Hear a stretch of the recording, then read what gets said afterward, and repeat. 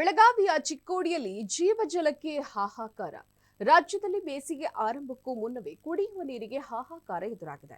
ಜನರು ಬಾವಿ ನೀರಿನ ಮೇಲೆ ಅವಲಂಬಿತರಾಗಿದ್ದಾರೆ. ಕೃಷ್ಣಾ ನದಿ ಕೂಗಳತೆ ದೂರದಲ್ಲಿ ನೀರಿಗಾಗಿ ಹಾಹಾಕಾರ ಶುರುವಾಗಿದ್ದು, ಬೆಳಗಾವಿ ಜಿಲ್ಲೆಯ ಚಿಕ್ಕೋಡಿ ತಾಲೂಕಿನ ಗೌಡೇನವಾಡಿ ಬಸತಿ ತೋಟದಲ್ಲಿ ನೀರಿನ ಸಮಸ್ಯೆ ಎದುರಾಗಿದೆ. ಜೀವಜಲಕ್ಕಾಗಿ ಜೀವ ಕೈಯಲ್ಲಿ ಹಿಡಿದು ನೀರು ತುಂಬಿಸೋ ಪರಿಸ್ಥಿತಿ ನಿರ್ಮಾಣವಾಗಿದೆ. ಹೌದು, 200ಕ್ಕೂ ಅಧಿಕ ಮನೆಗಳು ಇರುವ ಈ ತೋಟದಲ್ಲಿ ನೀರಿಲ್ಲದೆ ಜನ ಪರಿತಪಿಸ್ತಾ ಇದ್ದಾರೆ. ಬೋರ್ವೆಲ್ಗಳು ಬತ್ತಿ ಹೋಗಿದ್ದು, ಜನರು ಬಾವಿ ನೀರನ್ನೇ ಅವಲಂಬಿತರಾಗಿದ್ದಾರೆ.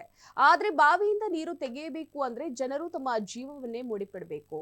ಮೆಟ್ಟಿಲಿಲ್ಲದ 30 ಅಡಿ ಬಾವಿಗಿಳಿದು ನೀರನ್ನ ತುಂಬಬೇಕಿದೆ. ಮಹಿಳೆಯರು ಸೇರಿ ಎಲ್ಲರೂ ಜೀವ ಕೈಯಲ್ಲಿ ಹಿಡಿದು ಬಾವಿಗಿಳಿದು ನೀರನ್ನ ತುಂಬುತ್ತಾರೆ. ಸ್ವಲ್ಪ ಯಾಮಾರಿದ್ರೂ ಕಾಲು ಜಾರಿ ಪಾತಾಳಕ್ಕೆ ಬೀಳುವ ಭಯ ಇರುತ್ತೆ. ಆದರೂ ಜೀವಜಲಕ್ಕಾಗಿ ಜೀವವನ್ನೇ ಪಣಕ್ಕಿಡ್ತಾ ಇದ್ದಾರೆ.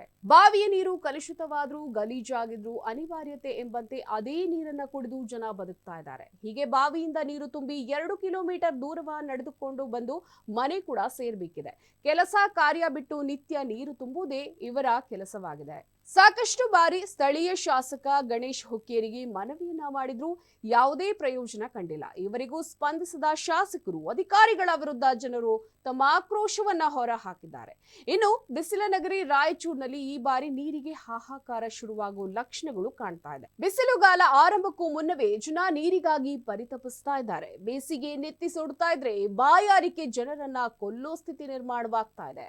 ಕೃಷ್ಣಾ ನದಿ ಸಂಪೂರ್ಣ ಖಾಲಿಯಾಗಿದ್ದು ನದಿ ತೀರದ ಜನ ಕಂಗಾಲಾಗುವಂತೆ ಮಾಡಿದೆ. ನೀರಿಲ್ಲದೆ ನದಿಯಲ್ಲಿನ ಜಲಚರಗಳು ಕೂಡ ಸಾವನ್ನಪ್ತಾ ಇವೆ. ತುಂಬಿ ಹರಿಯೋ ಕೃಷ್ಣೆಯನ್ನ ನೋಡಿದ ಜನ ಈಗ ಹನಿ ನೀರಿಲ್ಲದ ನದಿಯತ್ತ ನೋಡ್ತಾ ಇದ್ರೆ ಕಣ್ಣಂಚು ಒದ್ದೆಯಾಗತ್ತೆ.